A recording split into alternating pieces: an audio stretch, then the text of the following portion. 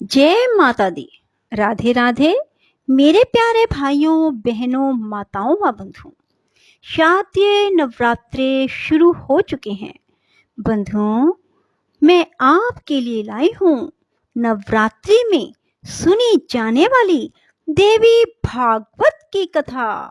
बंधुओं, यदि आप नवरात्रि में देवी भागवत की कथा को सुनते हैं तो माँ आपकी झोली खुशियों से भर देंगी। बंधुओं, यदि आपने हमारे चैनल को अब तक सब्सक्राइब नहीं किया तो जरूर करें और बेल आइकन दबाना ना भूलें ताकि आपको हमारी आने वाली सभी वीडियोस की जानकारी सबसे पहले हो सके।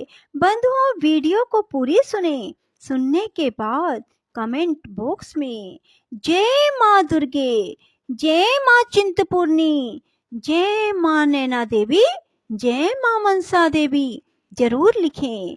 बोलो दुर्गे मात की जय, अन्नपूर्णा माता की जय, खाली घर भंडार भरने वाली माँ तेरी सदा ही जय। बंधुओं, जब मैं जय जयकार माँ की बुलाती हूँ, आप सब भी माँ की जय जयकार जरूर बुलाएं। आप सब की भी जय जयकार होगी। बोलो दुर्गा माता की जय हो। ओम सर्व चैतन्य रूपाम ताम आद्याम च धीमहि बुद्धि या न प्रचोदया।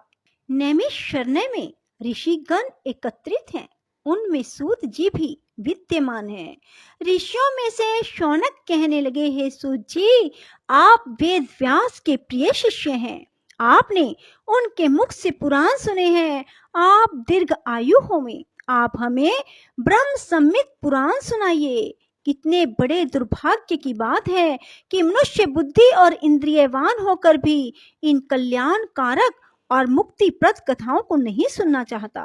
संसार में लोग पुण्य करते हैं, पुण्य के परिणाम स्वरूप स्वर्ग लोक के सुख भोग करते हैं और फिर धरती पर आ जाते हैं। इस पुण्य करने से व्यक्ति संसार चक्र से मुक्त नहीं हो पाता। इसलिए हमको वह पुराण सुनाइए जिससे संसार चक्र से हमारी मुक्ति हो जाए। सूत जी मंगलाचरण करते हुए कहते हैं, मैं उस परमात्मा के चरण कमलों में प्रणाम करता हूँ जो योगियों को मुक्ति देते हैं, ब्रह्म आदि देवता जिनका ध्यान करते हैं। आज मैं अनेक रसों से युक्त सुंदर देवी पुराण का कथन करता हूँ। ऋषियों ने सूत जी से पूछा, सौम्य, अयोनिज और गर्भ योगी शुकदेव व्यास की पत्नी में कैसे जन्मे और ये पुराण आदि उन्होंने कैसे पढ़े? सूत जी, पुराने समय की बात है। सरस्वती के पुत्र व्यास जी सरस्वती के किनारे तपस्या कर रहे थे। उन्होंने कलबिक पक्षी के जोड़े को अपने बच्चे की चोंच में खाना डालते लाड़ करते देखा। व्यास जी मन में सोचने लगे, सुत स्नेह कितना बलवान होता है। पुत्र बुढ़ापे में सेवा करेगा, अपना कमाया धन ला कर देगा। इस स्वार्थ भाव से व्यक्ति पुत्र का लालन पालन करता है अथवा उसकी मृत्यु के पश्चात कष्ट से उपार्जित उसकी संपत्ति का रक्षक व भोक्ता बनेगा। इस भावना से करता हुआ अथवा उसके निमित्त श्राद्ध दान आदि करेगा जिससे उसकी सद्गति होगी तथा उधर्व लोक मिलेंगे। शास्त्र कहते हैं, पुत्रहीन व्यक्ति उधर्व लोकों का अधिकारी नहीं होता।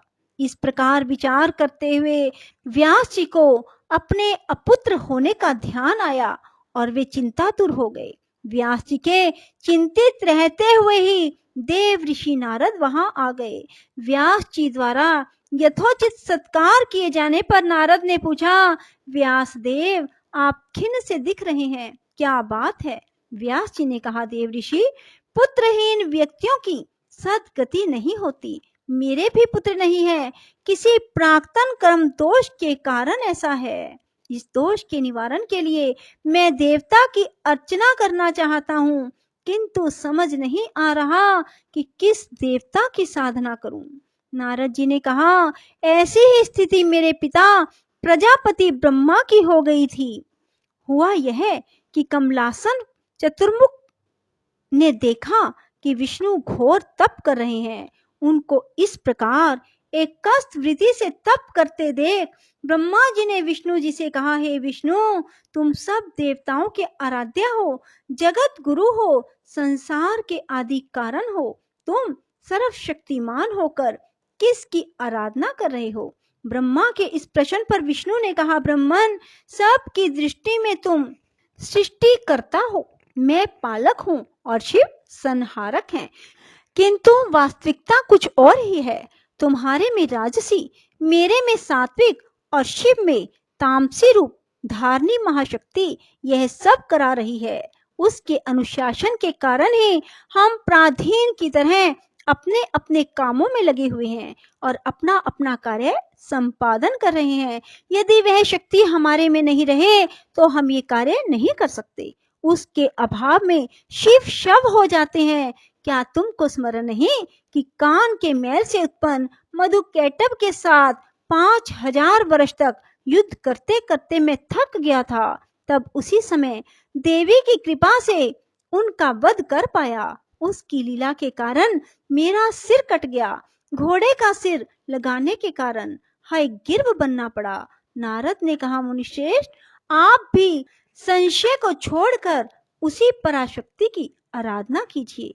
ऋषियों ने कहा, महाभाग सूत जी, श्री विष्णु का सिर किस तरह कटा, यह कथा हमको सुनाइए।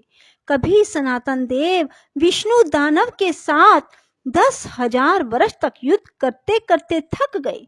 थकावट दूर करने के लिए समतल स्थान देखकर पद्मासन लगाकर प्रत्यंचा लगे धनुष की कोटि पर ठोड़ी टिका कर सो गए।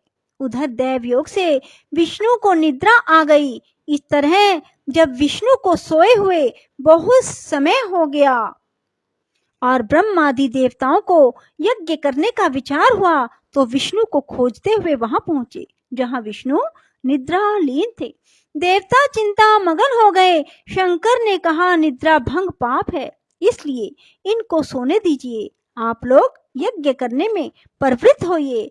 इसी समय ब्रह्मा ने बम्बरी नामक की एक नारी उत्पन्न की और कहा कि तुम इस धनुष को नीचे से खाना शुरू कर दो, जिससे यह धनुष कटने से नीचे चला जाएगा और सिर झुकने से विष्णु की निद्रा टूट जाएगी।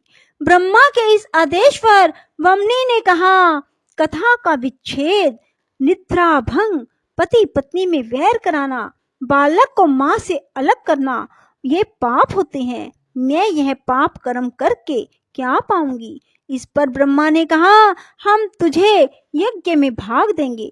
हवन करते समय वेदी के आसपास जो सामग्री पड़ जाती है वह तेरा भाग होगा। ब्रह्मा के इस आश्वासन पर वमनी ने धनुष को नीचे से खाना शुरू कर दिया। जैसे ही उसने कोटी खाई, डोरी खुल गई और धनुष खुल गया। धनुष के खुलने से भयंकर आवाज हुई। उस पर टिका विष्णु का सिर छिन्न हो गया। यह परम दारुण दृश्य देखकर सारे देवता सन्न रह गए।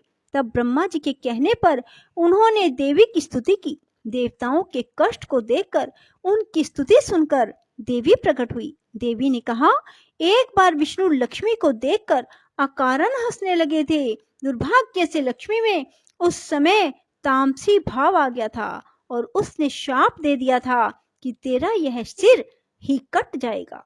इसलिए इसका सिर लवण सागर में जा पड़ा। इस घटना से भी तुम्हारा हित होगा, कारण कि तुम्हारे समय में हाय गिर्व नाम का एक दुर्दांत राक्षस सरस्वती नदी के तीर पर माया बीज को जपने लगा।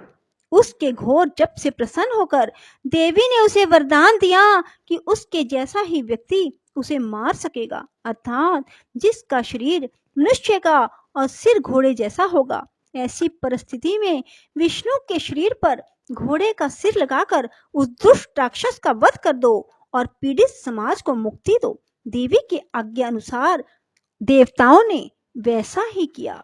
बोलो दुर्गा माता की जय, चिंतपूर्णी माता की जय, सबके मनोरथ पूर्ण करने वाली माता की सदा ही जय हो। सबकी झोलियां भरने वाली माता तेरी सदा ही जय हो। राधे राधे, जय श्री कृष्णा। बंधुओं, यदि आपको हमारी वीडियो पसंद आए तो उसे लाइक करें और शेयर भी जरूर करें। धन्यवाद।